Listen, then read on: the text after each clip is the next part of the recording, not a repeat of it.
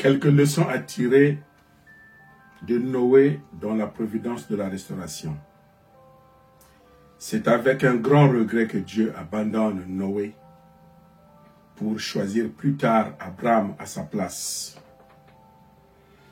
Malgré les efforts de Noé pendant 120 longues années à construire l'arche, subissant des moqueries, des critiques, Noé a sauvé sa famille.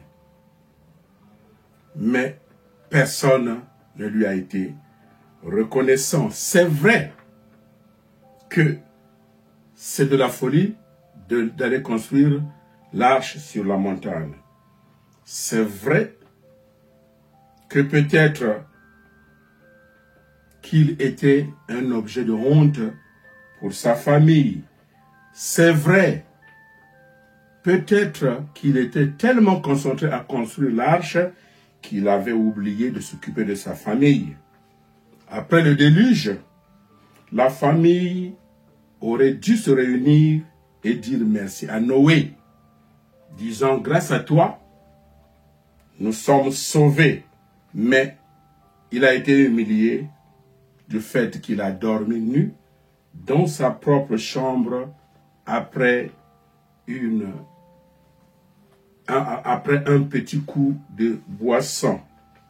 La volonté de Dieu est éternelle, mais la réalisation de la volonté de Dieu est subordonnée de la part de responsabilité de l'homme. Dieu respecte la part de responsabilité de l'homme qu'il ne peut intervenir. Donc Dieu ne pouvait pas dire à Ham, le second fils qui est l'objet du côté de Dieu, le second fils dans la providence de la restauration, Dieu ne pouvait pas dire à Ham qu'est-ce qu'il fallait faire. Ham, le second fils dans la providence de la restauration, avait la responsabilité de s'unir à son père pour hériter du cœur de son père qui avait posé le fondement de foi avec succès. Ham a multiplié son indignation basée sur les critiques et les moqueries que subissait Noé avant le déluge.